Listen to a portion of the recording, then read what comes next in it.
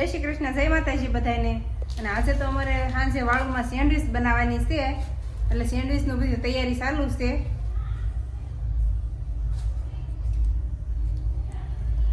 આ બાજુ કેપ્સિકમ ને બધું સુધારાય છે, ટમેટા ને કેપ્સિકમ ને આમાં કોબી ને એવું બધું છે, ગાજર ને કાકડી ને બધું, ટામેટા ને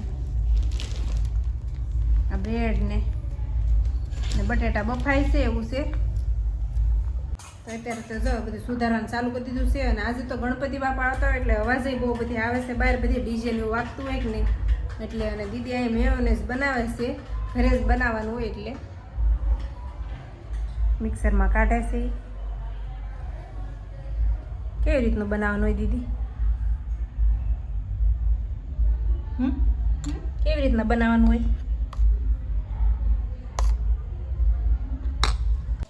લીલી ચટણી બનાવવાની છે, તો મરચાં અને ધાણા ને એવું બધું મિક્સરમાં સુધારીને પછી કાઢવાનું છે।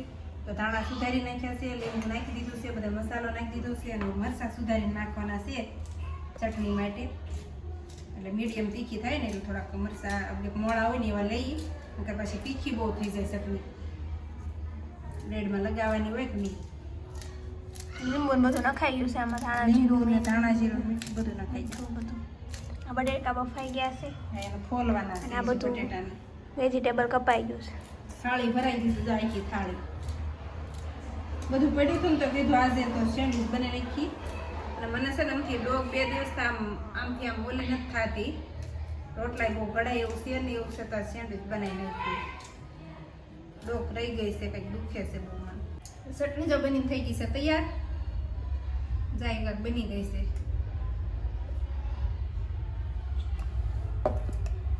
બટેટા ફોલાઈ જશે,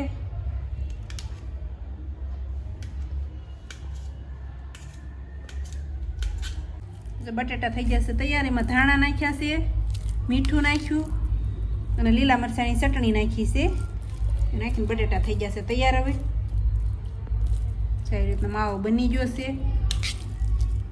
બીજું કાંઈ નાખવાનું હોય નહીં આમાં, ધાણા જીરું ને એવું જ હોય ખાલી।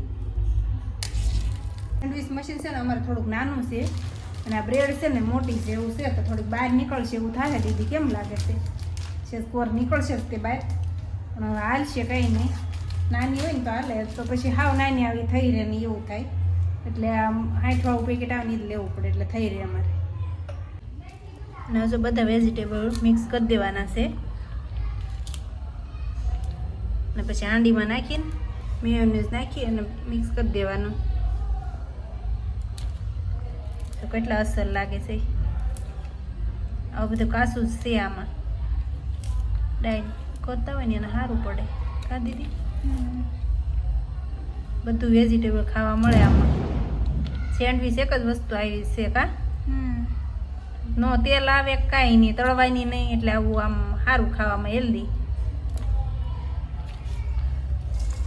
જા સોસ છે એ સબ મસાલો પડ્યો છે સેન્ડવિચનો? નથી ને, મસાલો સેન્ડવિચનો નથી એવું છે, પિઝાનો પડ્યો છે, એ નાખી દેવી એવું છે થોડો।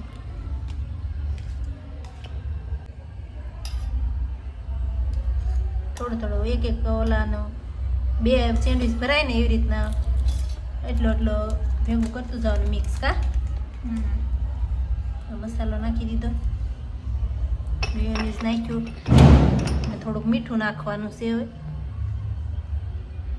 એટલે તૈયાર। સેન્ડવિચમાં ચોપડતા જવાના ચટણી, અને પછી ભરી દેવાનો મસાલો।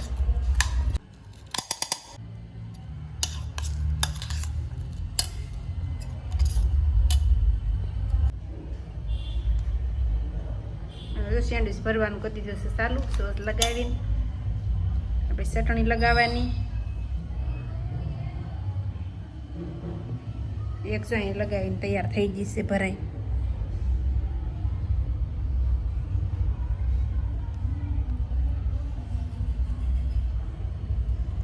કાશી ખાવાની મજા આવે કા દીદી?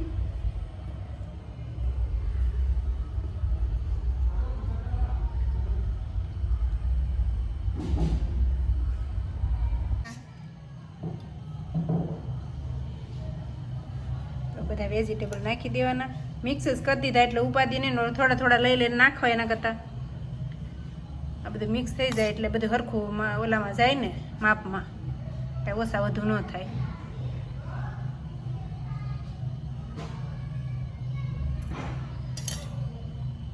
હવે આના ઉપર ચીઝ નાખવાનું આવશે અને પછી મશીનમાં શેડવા મૂકવા દેવાની છે. આવી રીતની મસાલા ભરી ભરીને તૈયાર કરી નાખવાની છે. અને હજુ ચીઝ નાખે છે દીદી, એકમાં નાખી વળવા, બીજી સેન્ડવીચ જરા જરા નાખવાનું છે. કાં દીદી 3 ચીઝ છે નાના નાના ચવડાવડા, એટલે બહુ ચીઝ નથી નાખવાનું. આમથી બહુ ચીઝ વાળું ખવાય નહીં.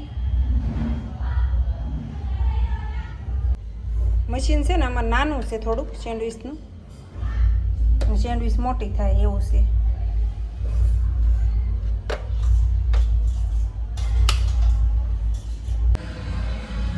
તો 2 સેન્ડવીચ બનીને તૈયાર થઈ ગઈ છે. એક ઘાણ અને ડીજેનો અવાજ બહુ આવે છે બહાર એવું છે.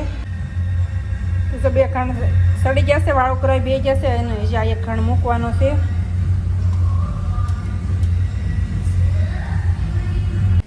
અને હવે તો છે ને મોટી બ્રેડ ખૂટી ગઈ એટલે ઝીણી બ્રેડનું પેકેટ હતું ને દીદીએ જોઈ ઝીણી ઝીણી બ્રેડ ભરવાનું ચાલુ કરી દીધું છે. અને મસાલો એટલો પડ્યો છે અને જા છેલ્લી હોય ને એ છે ચીઝને એવું ભરીને કરી દીધી છે તૈયાર. અને ઝીણી ઝીણી ભરવાની આ તો સડશે હારી. કાં દીદી?